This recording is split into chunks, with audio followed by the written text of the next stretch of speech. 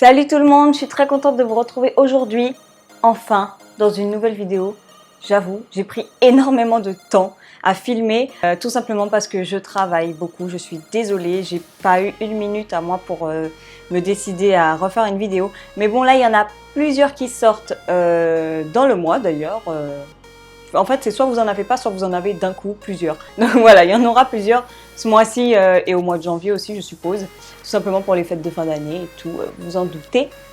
Donc voilà, il était temps que je m'y mette enfin. Donc là, le décor a changé tout simplement parce que je suis chez moi, je suis pas dans le studio où je tourne d'habitude. Bon, c'est plus neutre, mais de toute façon, vu ce dont on va parler aujourd'hui, ça va très bien. Sinon, si vous voulez me suivre tout simplement sur mes réseaux sociaux, n'hésitez pas à me rajouter sur mon Snapchat parce que au moins dessus, je mets mes actus en direct et surtout quand j'ai pas le temps de filmer, je fais souvent quelques petites unboxing, des présentations de produits, etc. Et puis j'annonce aussi les vidéos quand elles vont sortir, donc n'hésitez pas à me rajouter sur Snapchat pour ceux qui ne me suivent pas encore. Je vais tout simplement répondre à quelques questions dont vous m'avez fait part, surtout sur Snapchat, parce que je l'ai annoncé dessus en avant-première et aussi sur ma page Facebook. Et pour vous rassurer ou vous convaincre ou que vous puissiez faire votre choix, savoir si vous avez envie de sauter le pas ou non. Alors la dermopigmentation, qu'est-ce que c'est? Donc dermopigmentation et microblending, ce n'est pas exactement la même technique. À la fin, c'est quasiment le même résultat, mais il y a juste quelques petites différences. Donc je vais commencer par la dermopigmentation. Donc c'est un tatouage semi-permanent, tout simplement pour celles qui ont soit les sourcils clairsemés, celles à qui il manque la moitié d'un sourcil ou bien juste une pointe, ou celles qui ont moins de sourcils devant, ou qui ont eu aussi un tatouage qui finalement à virer, peut-être changer de couleur, s'est effacé, s'est estompé ou n'était pas la forme que vous souhaitiez tout simplement avoir. On peut rattraper les anciens tatouages qui n'ont pas été satisfaisants, on va dire, qui vous ont pas plu. Et puis on peut en fait tout simplement refaire votre ligne de sourcils. Donc c'est tout simplement un petit stylo électrique sur lequel il y a une petite aiguille au bout. Et c'est un peu le même système en fait qu'une machine à tatouage, mais c'est beaucoup plus fin et plus petit. Ça permet en fait de redessiner poil par poil ce qu'il faut en fait tout simplement pour avoir une belle ligne de sourcils. Donc c'est beaucoup moins ancré qu'un tatouage pour celles qui me demandent. Ça dure, c'est semi-permanent, donc ça peut aller de 2 à 3 ans, ça dépend de votre type de peau, ça dépend de votre âge, ça dépend de tout simplement si vous avez une peau qui se régénère plus vite qu'une autre. Il y a plein de facteurs qui sont regroupés, mais 1 an ou 2, ça c'est sûr, ça tient. Et c'est tout simplement en fait piqué sur le derme. Donc on n'enfonce pas l'aiguille trop profondément, ce qui fait que ça peut s'estomper avec le temps. Donc la dermopigmentation, c'est avec une machine électrique. Ensuite, la différence avec le microblending, c'est juste que ce n'est pas électrique. Donc c'est pareil sous forme d'un petit stylo et c'est une petite rangée d'aiguilles avec lequel on va venir faire des petites griffures sur le derme, pareil, juste en surface de la peau. Par contre, le microblending n'est pas conseillé pour les peaux grasses et les peaux trop matures parce que malheureusement, ce sont des peaux qui se régénèrent beaucoup plus vite et ça ne tiendra beaucoup moins longtemps. Le microblending, il faut le refaire à peu près 1 fois par an et en fait, plus vous le faites et plus ça tiendra longtemps.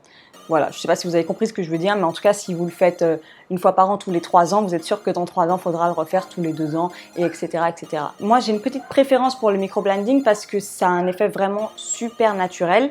Quand on dessine le poil, ça ressort vraiment comme un poil. C'est impressionnant. Moi-même, en le faisant, je me suis dit, bah ouais, quand même, ça fait vraiment naturel. On voit vraiment rien en fait.